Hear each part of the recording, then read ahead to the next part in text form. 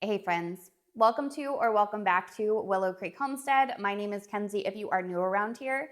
And for today's video, we are just going to be doing a Q&A. These are some of my favorite videos to make with you guys, is where I just get to sit down and talk with you. And I made a couple polls on my social medias a few weeks back asking you guys to ask me questions so that I could compile them all for this video, and you guys did not disappoint. There are tons of questions to go through.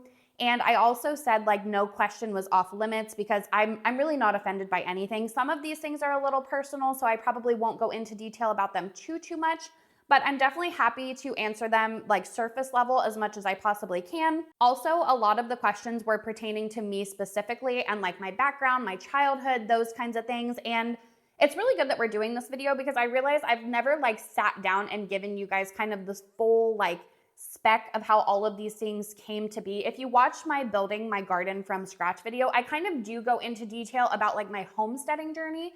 But as far as my childhood and growing up and things like that, there's still a lot of things that you guys don't know about me.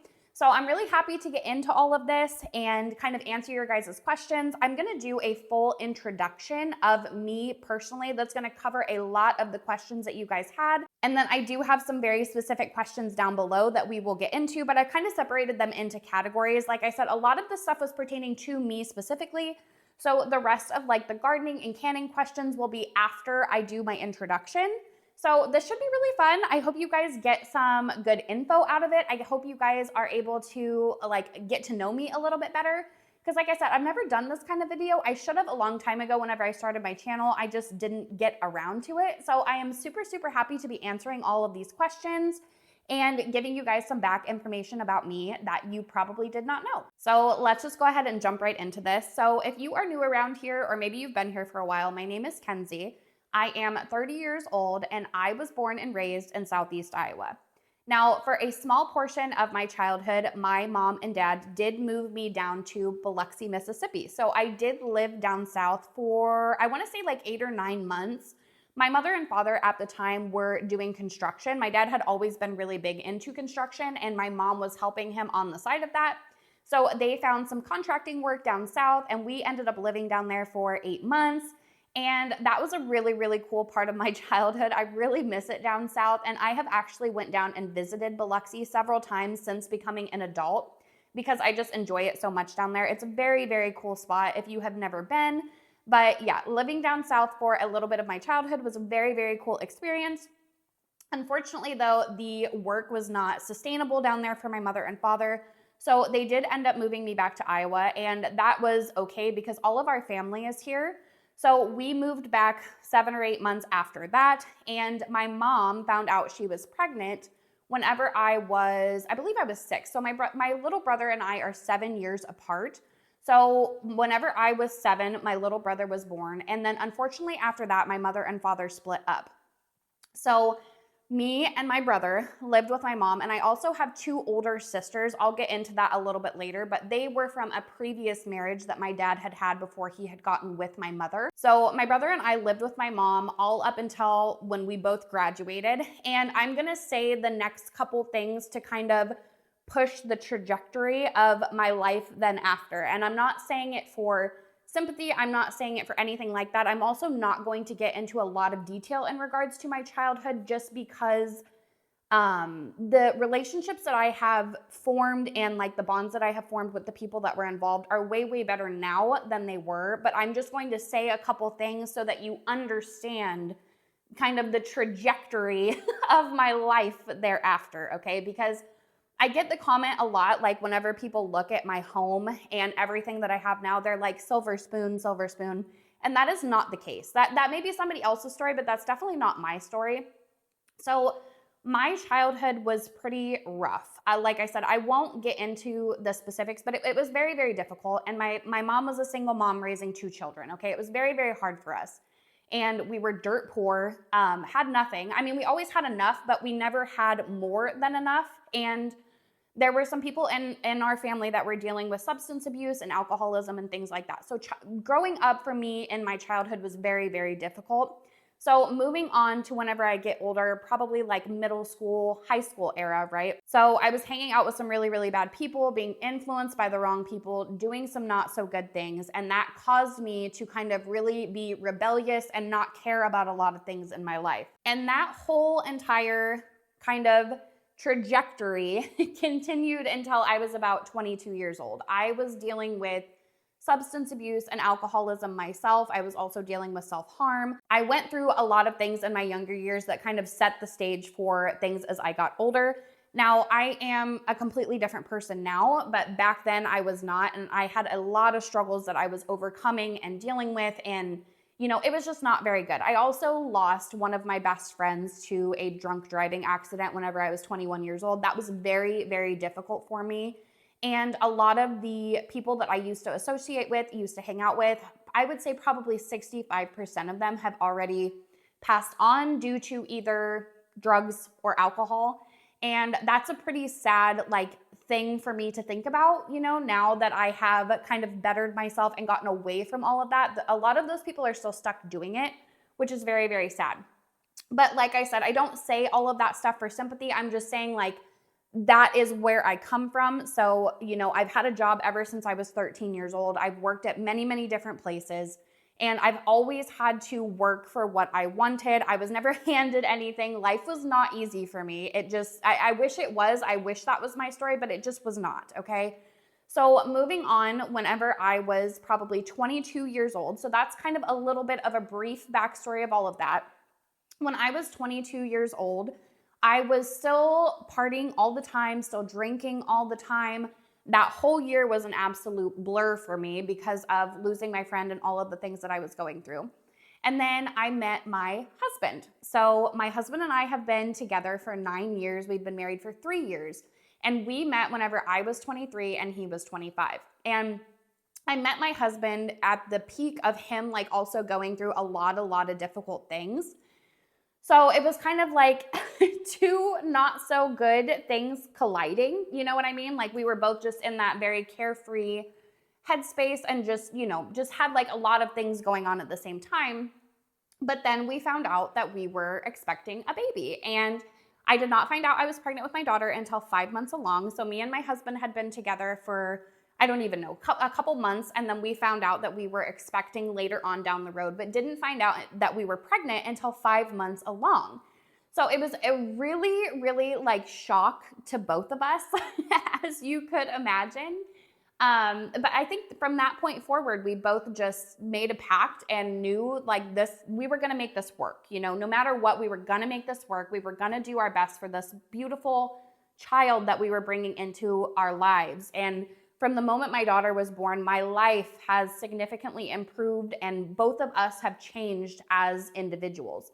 So to give you a backstory, God works in mysterious ways and knew that I needed something that I didn't know I needed at the time, because I was very, very scared and nervous, and I was, dead set on I didn't want a baby. I still wanted to party. I still wanted to do all of these things, but he knew what was best for me. And from that point on is where I will get into the next part of it. So my husband and I, after we found out that we were having a little girl, we got an apartment. So we lived in a small town in Southeast Iowa for 2 years in that 1-bedroom apartment, which was really, really crazy. There was not a lot of room over, or maybe it was 2 bedrooms. I actually think we had 2 bedrooms in that.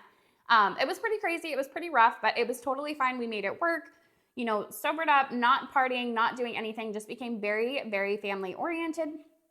And then I also started working in construction. So for those of you that always ask what I do for work, at the time of me and my husband getting together, I was a painter, and I was actually in my apprenticeship.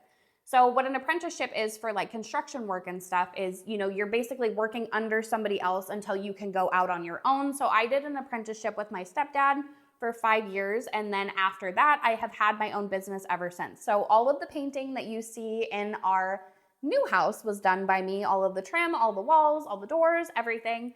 So I have worked in construction for the past 10 years, and I have ran and operated my painting business. And in that apartment, I used to do couponing. So you guys have probably seen the shows like Extreme Couponers. Hi, that was me. I had a huge stockpile at our house filled with anything and everything you could think of in terms of household products. And I still do that from time to time. It's just not as like prominent now in my life, but definitely back then it was. As a new mom, you know, trying to keep up and contend with all of that, I was definitely going hard on couponing. And then whenever my daughter was 2 and we were still living at that apartment was when COVID hit.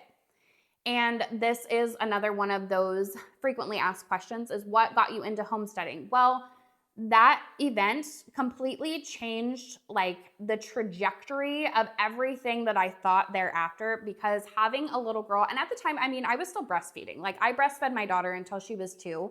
So, you know, that was okay that I was still being able to supplement her with breast milk and things like that. But going to the store and seeing empty shelves and no food anywhere was very, very scary. We were okay because, again, I couponed all the time. So all of our household items, like when people were fighting over toilet paper, I had an entire closet full.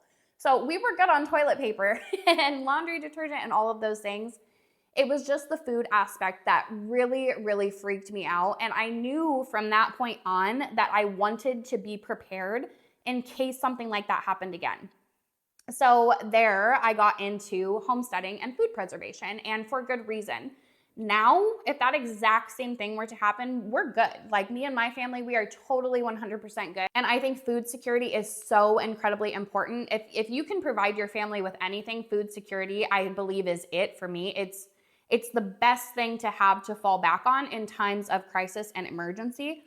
So like I said, at that point, I realized like, hey, you need to learn these skills. You need to learn how to do all of this, because if this ever happens again, you're going to be in the exact same boat. And I think, I guess it's a little bit surprising to me too, that so many people, even after that happened, didn't get into food preservation or like wanting to do those things. Because for me, it was a total wake-up call. So moving into that house, my husband was doing survey work and I was still working in construction, which I still work in construction now. He has since changed jobs, but I still work in construction.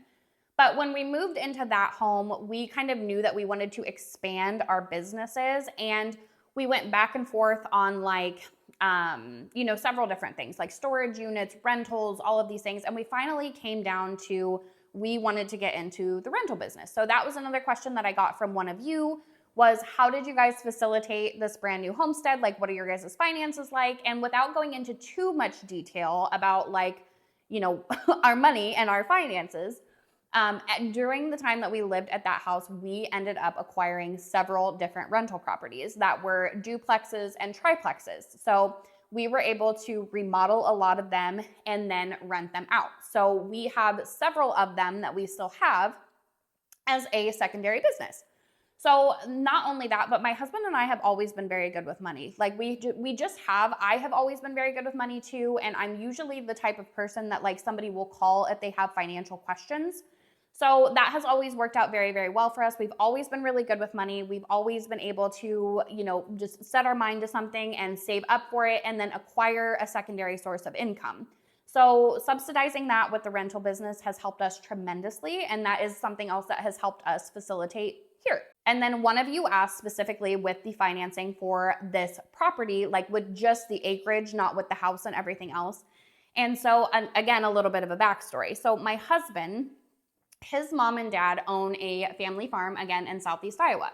And they are on, I think, 160-ish acres. So we were able to purchase acreage from them, which was 5 acres. And it's absolutely amazing out here. So 5 acres is what we live on the family farm. But technically, there's like 160 here that, everybody is able to use and do whatever they want with. Now, if we would have had to purchase the land and build the house, it would have been significantly more expensive just because acreage is so incredibly pricey.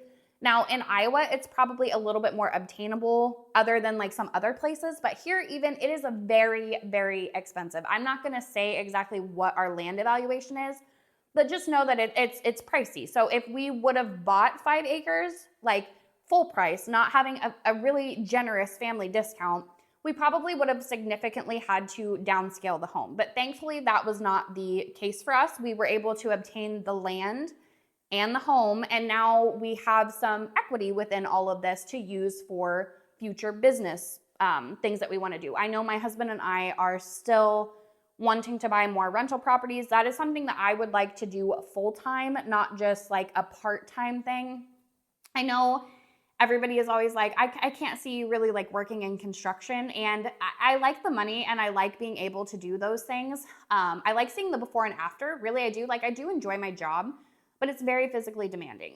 Like, I feel 50 years old and I'm only 30. So we are always looking for secondary things to kind of facilitate me out of construction, even though it is great money, even though I do enjoy a lot of the aspects of it. I just don't want to do it full time, which is another reason that I started doing my social media, which was something that you guys were inquiring about, was why are you doing social media?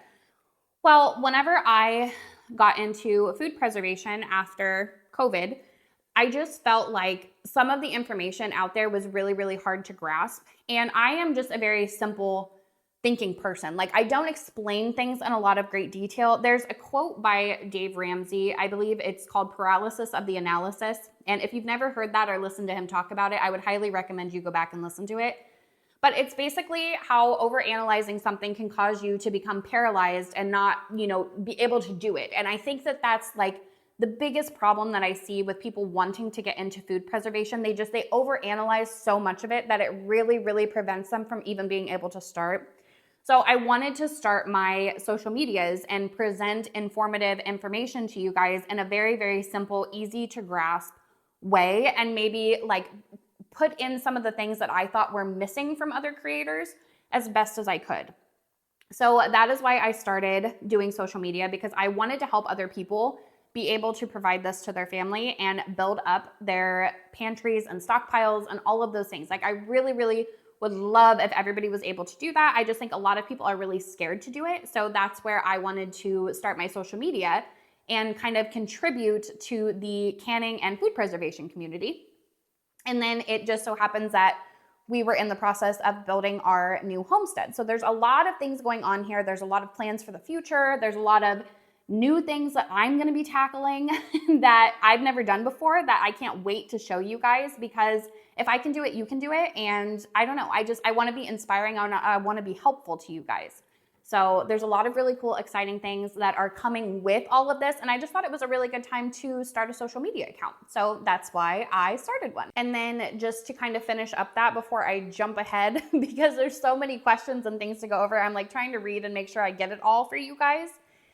There were 3 questions that are still pertaining to me before we kind of move into some other things. So one is, this person basically asked, do you have like a good family structure? Like, are you really close with your family? Because we live on my husband's family farm. And the answer to that question is yes. I am very close with my mom. I'm very close with my siblings. Somebody did inquire about my father, because I don't talk about him. I do not speak to him. It just is what it is. We didn't grow up having a very good relationship. So very close to my mom, very close to my siblings, very close to everybody else except for my dad. So I don't speak about him because we don't talk, and that is totally okay. And then the second question in regards to my daughter was, am I ever going to have another baby? And yes, that is the plan eventually. So my husband right now is in college obtaining his bachelor's degree. And I could probably like say where he worked or what he did, but I just feel like that's his thing to talk about. He doesn't come on here very often because the camera freaks him out. And I've been doing it for a year now, so it doesn't bother me. But so he is getting his bachelor's degree to kind of propel him forward in his current career. He has an amazing job. He gets to travel for work. It's wonderful and he loves it. But he's very, very busy with his schooling. So I think the plan is, and was, kind of after we got the house done and after my husband finished all of his schooling, we would try for another baby. And my daughter is like, chop, chop, mom and dad, because she wants a sibling so bad. I bet she probably asks me that every single day. Honestly, she wants a sibling. She wants twins, actually. She wants twins, and she already has names picked out and everything. So yes, she will be getting a sibling, just not right now. And then somebody did ask what I do like in my free time, like what are my hobbies other than social media and work, because that's really all I ever do. And the truth of it is, you guys, this is what I do. Like, I do social media and I work 24/7, and I am a mom and I'm like always keeping up with things around here and doing food preservation, I would say food preservation and gardening like are my hobbies. Like I do them full time for work now, but I do love them. They are my passion. So free time, I don't really have a lot of unless we are doing things as a family. But if I do get free time, I love to fish. I love to be outdoors. Fishing is one of my absolute favorite things to do. So if I had to pick a hobby that is like my other favorite outside of what you guys already see as my hobbies every single day, I would say it's probably fishing. So now I'm gonna get into just some specific questions that are either pertaining to like gardening or canning or like whatever the case. I didn't really know how to like compound them into some of the other like personal questions that you guys are asking. So we'll just go through these one by one. So this one says, how do you deal with garden burnout? And I thought that was an amazing question. So there's two things that I do personally to deal with garden burnout. One, I give myself breaks, a lot of breaks actually.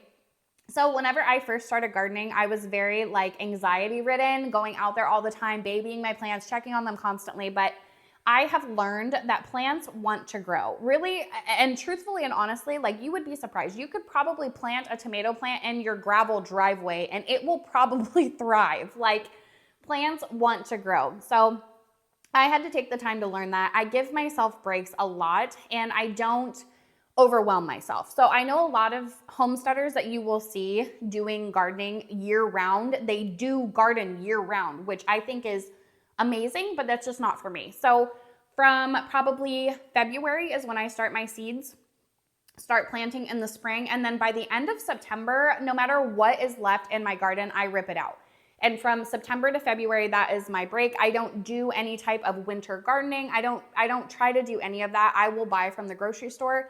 And that gives my brain just time to reset, to get excited about the next year, and so on and so forth. So that's my number one tip for garden burnout is just don't overwhelm yourself and take breaks because you are entitled to it. It's a lot of work and don't feel like you are obligated to do those things year round if you feel like it is stressing you out too much. The second thing that I would say for garden burnout is the only standards that are being applied is by you. So don't set your expectations and your standards sky high and don't feel like you have to do the same things that you are seeing on social media.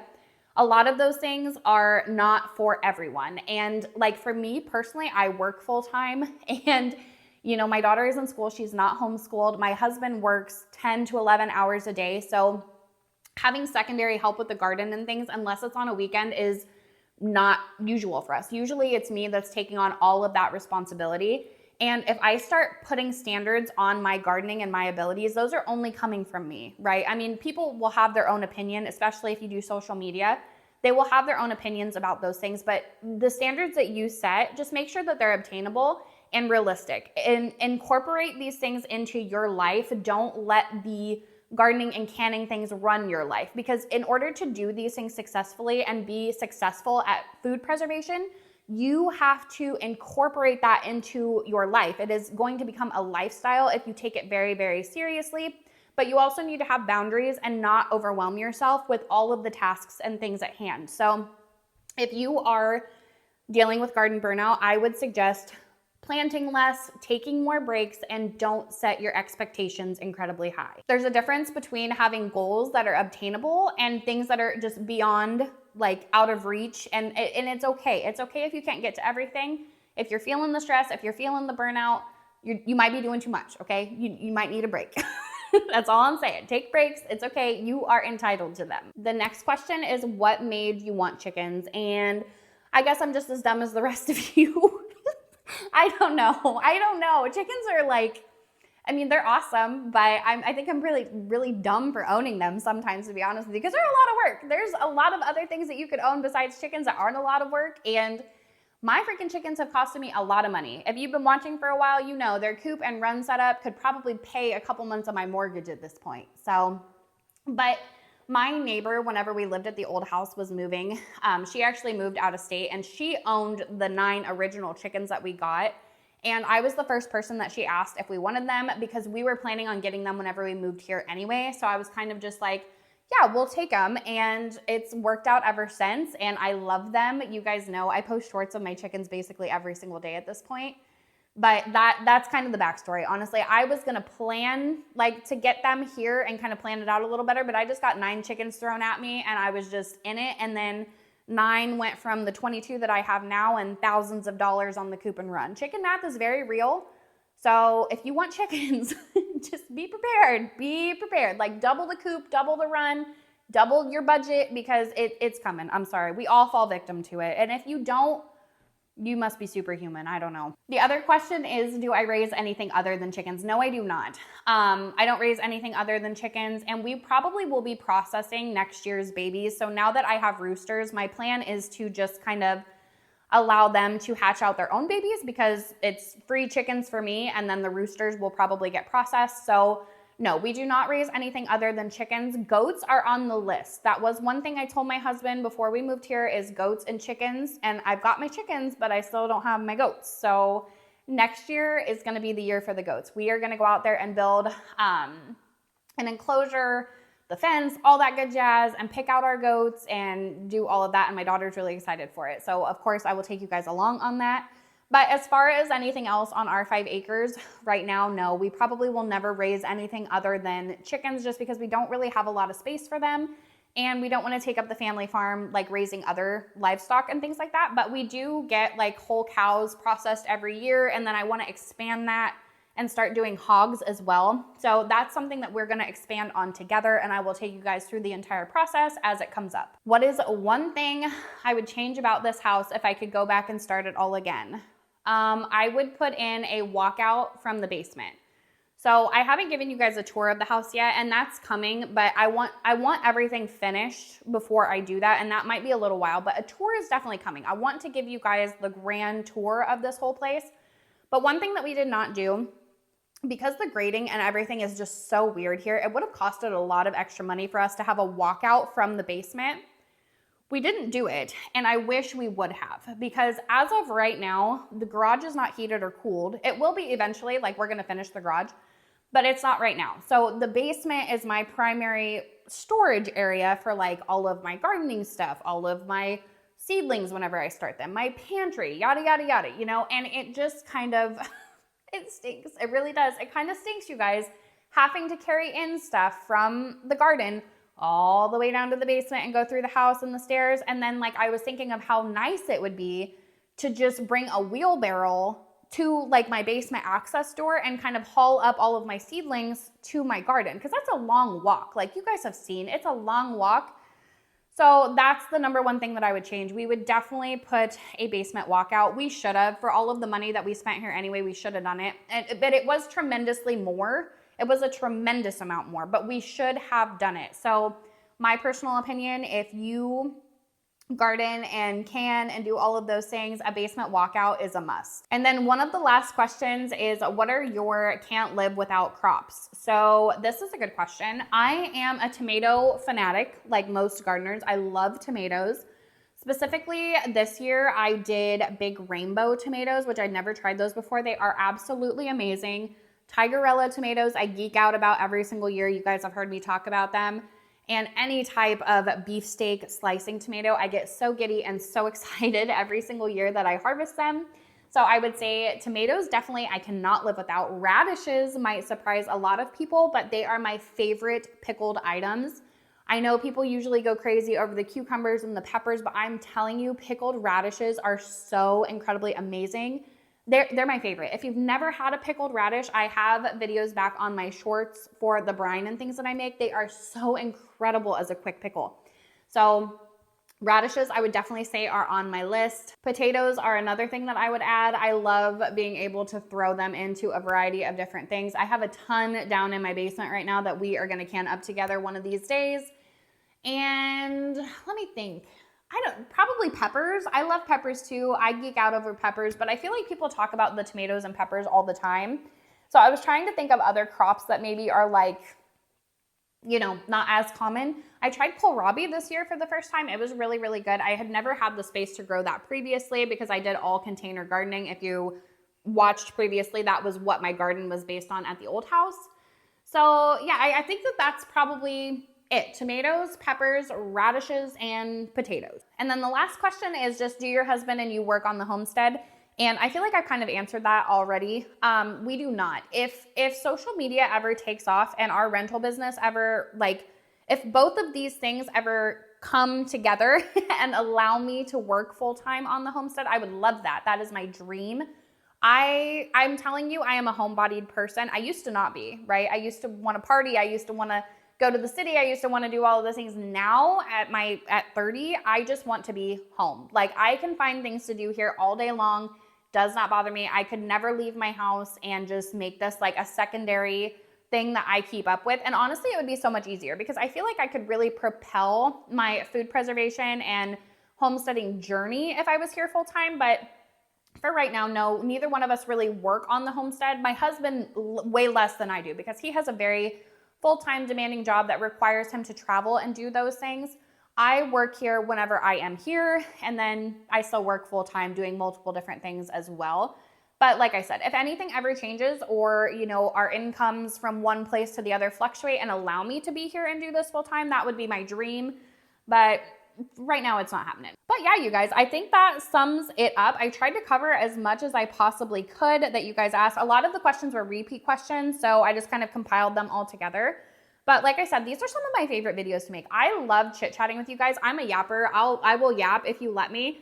So that's why most of the time I'm incorporating like other things into my videos so I don't just sit here and chat your ear off. But I really like chit-chatting with you guys. Like, it's really, really nice. And I hope you guys have been able to learn some things about me that you might not have known, or, you know, maybe change your opinion of me a little bit, maybe, I guess, if you, because I get it, like I said, I get it all the time. People see all of this nice stuff, but they don't see the backstory, or they don't see like all of the work that it has taken to get here. Like, me and my husband have really worked our asses off. Like, that is like that's just it. Like, we have worked our butts off to have this. Like, I wanted my daughter to have everything that I never had. And there are some people that have kids and repeat their childhood, and there's some people that have kids and say never again. And me personally and my husband, we were like never again. So everything that I have done hereafter is to provide for her and, you know, help my husband and help us as a family. And it's amazing. So, and I don't know who else needs to hear this, but maybe just some words of encouragement. I promise it gets better. There's a lot of people that struggle. There's a lot of people that go through some really difficult things like I did in my childhood and growing up, and it gets better. I promise it gets better. So don't ever give up, okay? Promise, don't ever give up. And I don't care what it is, you guys. Whatever it is, whatever your goals are, whatever your dreams are, just keep working towards them, okay? Every single day, keep chipping away at it, and I promise eventually it will pay off. So I just want to say thank you guys so much for sitting here with me while I chit-chat with you guys and answer some questions. I loved this. I thought it was very, very cool. I hope you guys learned something new, and I will see you guys in next week's video.